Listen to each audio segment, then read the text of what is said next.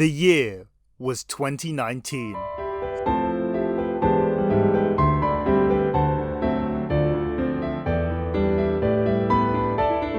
A bombshell on the community was dropped as famous YouTuber Slazo was exposed. You know what? It doesn't even matter. It was mostly cap anyway. This whole situation left the community looking closer to a clown car than the usual respectable. Wait, now I'm capping. A clown car is a bit too generous, don't you think? Okay, the main part you need to know about this whole shitstorm is the people who went against Slazo are lying out of their asses. Mostly.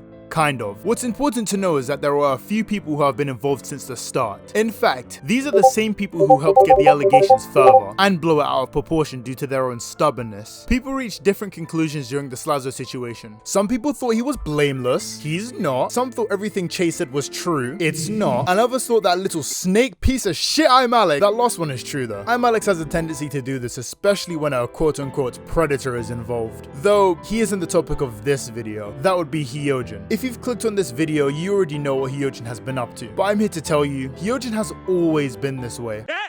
He said it! Well, as far as 2019 is concerned. But Hyojin has always been this way since circa 2019. Isn't a very good title now, is it? Hyojin has a track record of lying, manipulating, and abusing others, no matter how much they try to hide it. So let's talk about it.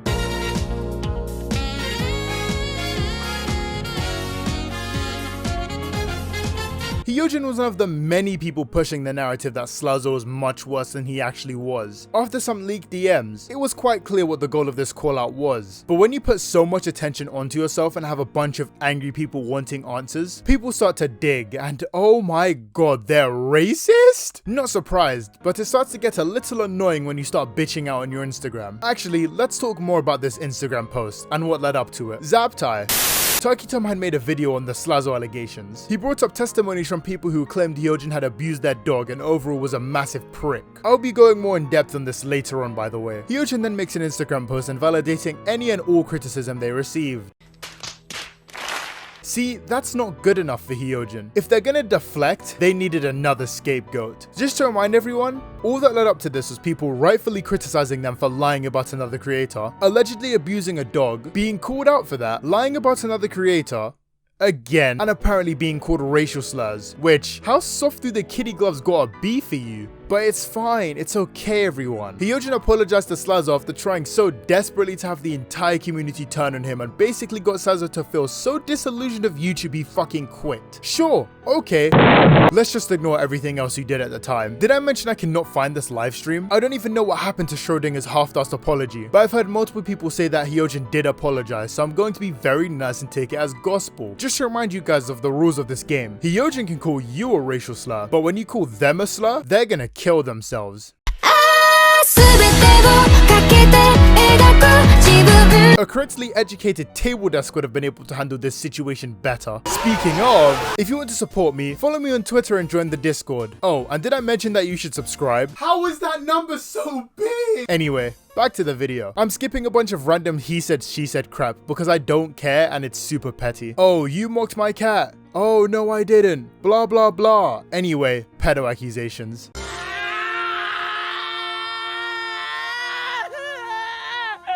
It just wouldn't be an Orange's video without somebody bringing up pedo claims. Disgusting! Hyojin, the grown adult, decided it would be a great idea to draw porn of kids. Oh, but Orange's drawing doesn't equal CP. Shut up, blah! It was a real person, so I don't see how anyone can justify this. I think it's fair Hyojin got criticized for this, but for their next trick, they're gonna kill themselves. What? You are not real. It would have been much easier if you just said something like, oh geez Rick, I don't know what I was doing and I won't do it again. You just had to... There's no way anyone thought this would be an easier way to avoid people giving you shit. No one can convince me of that. Every time I cover one of these things, I can say I'm never left bored at how far famous YouTubers are willing to go to protect their platforms. Just get a new job. Before I was a bit confused on how Hyojin managed to keep their platform, but looking back on everything, yeah, it wasn't that bad.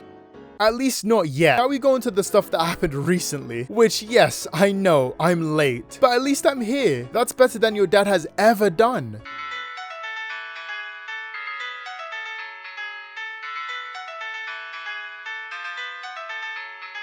Things went quiet for a bit, but unfortunately Hyojin never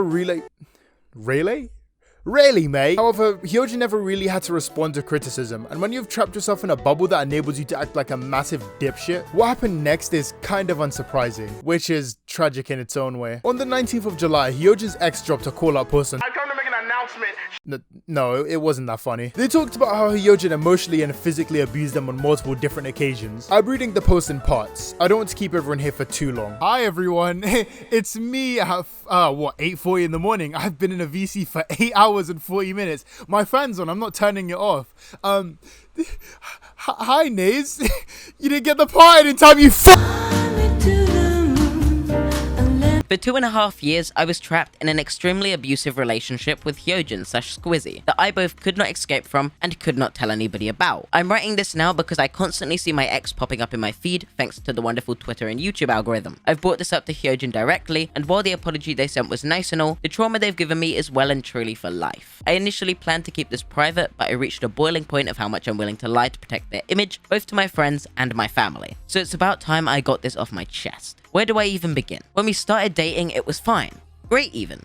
For a while. The first 6 months were mostly fine. Occasionally, they would do the classic redirect anger you're feeling from unrelated issues to your partner and berate me, but I kept being promised it would stop, and I believed it. They were, however, constantly materialistic, even at the cost of my own feelings. Constant arguments over what I wear, what I buy, and what I do on nights out were in order, because anything they would do would be a status thing, and they wanted me to act the same way so I wouldn't embarrass them. Anytime arguments would happen, they would always be my fault in one of two ways. Either I actually fucked up, or it was a problem they would cause. I would try and approach them and tell them how they hurt me, and I wanted to talk about it, and it would instantly turn into emotional manipulation and accusations of, "You're just doing this to make me feel stupid. Just fucking leave then." I would end up apologizing and nothing would be resolved. Whatever I had brought up to them would be added to the growing list of repeated behavior. The main thing I would bring up to them was the anger redirection, which culminated around March 2020. They came to visit me a couple days before COVID started. Bad timing. After it did, we soon realized they had to go back to Australia before flights ran out. It was a very stressful time for everybody involved, but it certainly did not help that whenever my parents weren't in the room, I was an emotional punching bag, like all of it was my fault, and any help I suggested would just be responded to in screams. At one point, they screamed at me that I was fucking useless and forced me out of my own room so they could stream to raise money for the ticket. Naturally, I obeyed their orders and made them dinner while they streamed. When they came downstairs, I apologized to them. Even worse, my mum caught wind of how much they were screaming at me and was getting increasingly worried for them. My mother wasn't aware that Hyojin had just finished a fundraising stream or that Hyojin is fucking loaded. Thinking that they were some starving college kid, she offered to pay for the impromptu flight from Europe to Australia in full. Hyojin immediately accepted.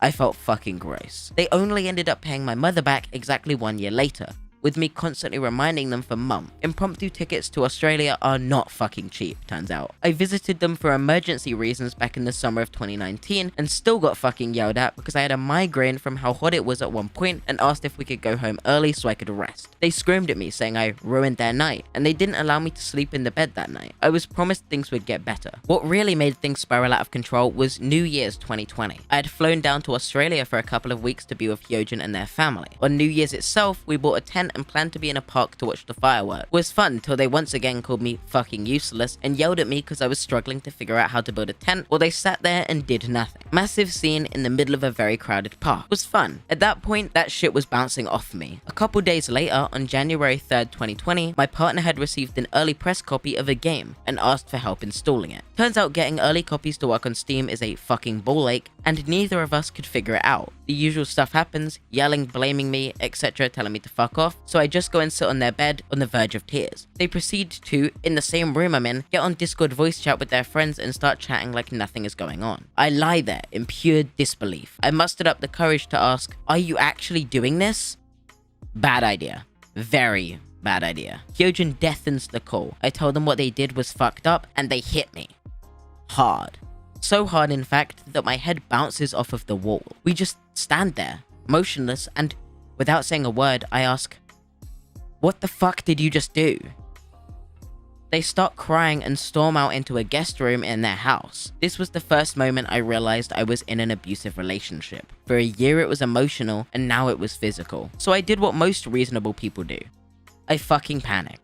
I phoned up one of our friends who lived nearby, explained to him what just happened as quick as possible, and bless his soul, he saved my life. I asked him if I could stay with him for the remainder of my trip, and he instantly agreed. He immediately called an ambulance to their house and an Uber for myself so I can get to his place. I start gathering my shit as fast as I can so I can leave without Hyojin walking in on me packing. However, Hyojin did walk in on me packing and asked me what I was doing, but before I can answer, they realized. They start crying that I've already ruined their year. I told them I'm terrified of them. They run to the bathroom and grab a knife. At first, they point it at me, then at themselves. I lunged to try and disarm them, and they scratch up my arm pretty bad. I managed to get the knife, but it was at this point that their mother walked in. She started screaming at Hyojin, saying they're an attention whore, a drama queen, how they always do this, that they're sick in the head, and then she just walks away like she didn't see anything. Lovely woman. The police show up along with the ambulance. I tell them what happened, and they take Hyojin away. I take the Uber to my friend's place. Once at the house, he and his flatmates tried to get my mind off of this shit, but at this point, I'm catatonic. I was lost. I had no idea where my life was gonna go in the next couple of days. Hyojin texted me and said we were through, told me I ruined their life, that it's my fault they were gonna get a criminal record, and told me I don't love them. And I apologized. The police let them go with a warning. We spent an hour texting, and Hyojin managed to convince me that the whole ordeal was my fault. They forced me to pay for an Uber to take them to the place I'm staying at so they can drop the rest of my shit off, and they make me meet them outside so we can talk. I pretty much end up begging for them to take me back, and they do. We get back together, and I even end up helping them write a statement for the police so they don't get a criminal record. I was promised things would get better. Forgiving them for this was the worst mistake of my life. Letting that go basically opened the floodgates for every piece of textbook abuse you can imagine. How the mildest complication means I don't love them, constantly telling me that if I left, they would kill themselves, telling me my friends suck and I should cut them off, and then projecting that I'm somehow the one that hates their friends. My favorite thing about that was how one of the breakups happened because they had an argument in a Discord server with one of their closest friends and ended the convo on a sour note. Instead of working out privately, Hyojin asked me to berate the other guy. I said no, you guys are both adults and you should talk privately. Me yelling at the guy would just be counterproductive. And after I kept declining, they broke up with me. They would also do the classic move, using my insecurities against me, from using my car accident to belittle me in public service with people I barely knew, or bringing up friends of mine who had passed away to get a rise out of me during arguments. Incredibly normal behavior. For the last year of our relationship, Hyojin would constantly remind me that me reconnecting with old friends who had moved back to Belgium was making them fall out of love with me since we weren't spending every waking day together on Discord, and they'd get mad at me whenever I'd tell them what me and my friends got up to that day. For all of 2021, I was basically looking for a way out. I knew I couldn't break up with them because they would somehow use it against me. They are incredibly vindictive. For example, the guy I stayed with during New Year's, shortly after the New Year's incident, him and Hyojin stopped being friends. Because of this, Hyojin celebrated anytime they'd hear any negative news about the guy and was looking forward to hearing more, saying shit along the lines of hoping that they would regret the day they crossed Hyojin. I was also afraid of what Hyojin would do to themselves if I broke up with them for honest reasons, so I waited for something to happen that would allow me to end things in a way that seemed mutual. COVID was a fucking godsend in that regard and finally gave me the way out I needed, telling them that we should break up because it's getting harder and harder for us to see each other. We didn't talk for a month to let emotions settle. We got back in touch afterwards and it was fine until they asked me to never speak to them again because their new partner wasn't comfortable with them talking to their ex. I obliged. We got back in touch a couple months later and they even joined a Discord server with a lot of my close friends, but the more I reflected on my experience, the more terrified I was to have them this close to me, so I politely asked them to leave. They sent thinly veiled threats my way and removed me on everything. A week later, they found out I started telling my close friends everything you've just read and got mad at me one last time, calling my behavior childish, and even tried to convince me that I was never abused in the first place. Of course, we don't have any proof of this. Not a single bit of proof, in fact. Is what I would be saying if Punk Duck never released the leaked DMs. It can't be! No! And it bothers me just how ready Hyojin was to manipulate their partner. I'm gonna be honest, I just want to use up this new mic like a brand new dildo from Adnan. Whoa, where did that come from? In this Google Drive is a conversation from Hyojin where they talk about the criminal record, saying that Duck is okay with them being charged and having a criminal record, blaming Duck for this entire altercation, seemingly confirming many of the events Duck claimed happened, with Hyojin asking Duck if they were going to use this as evidence when they got to court. Hyojin would say they're not pleading guilty and that they don't don't believe Duck loves them at all. Hyojin says they were put in jail for 6 hours and put in cuffs in a police car, and said that all of this happened because of Duck. Yep, we're back to threatening suicide after the actions you took. It's like these YouTubers don't understand that their actions have consequences. You do something bad things happen. Unless you're a big company, of course. Or like mega famous. Like sex cult famous, as influencers do when they mess up royally. Hyojin decided to respond, and it was terrible. I cannot take this seriously at all. When people say that they're truly sorry for their actions and should have come to the realization earlier, it makes me question whether or not I'm actually the honored one or not. People shouldn't need to go public. Threads and videos shouldn't have to be made just for you to shut up and realize, whoa, maybe I was wrong. This is what I'm talking about of Hyojin's bubble. When you surround yourself with people who won't call out your bullshit while also deflecting any and all criticism, it's damn near inevitable that they turn out to be an abusive twat. What happens when the bubble pops? Everything. Every little thing they've ever done is multiplied 1,000-fold. Hyojin saying the hard-on N-word. the NSFW art, the dog abuse. Just want to say that was later confirmed to be false. The tweets, Slazo. Everything you can and do will come back to bite you when you're in controversy. You can hide yourself from that reality for as long as you want, but those are the cold hard facts. No one is immune to the endless and bottomless void that will attempt to devour anyone with a platform. Hell, I'm sure when I hit a certain amount of subs, the same shit's gonna happen to me. Too bad my track record's completely clean. What is the moral of the story? Fool me once, shame on you. Fool me twice, shame on me. But fool me a third time? Fuck you. Always self-reflect and wonder if you're doing the right thing. Remember to never go past that fine line of lawful neutral. If you don't understand what that is, then ask yourself, am I better than Keemstar? Yo, everybody type in the chat, Alex is a stupid... Done. Look at that. The grass looks greener. Anyway, I'm done. My socials are in the description. I have 1, maybe 2 videos left before I make that super secret long passion project for September. But anyways, have a good day and see ya, lads.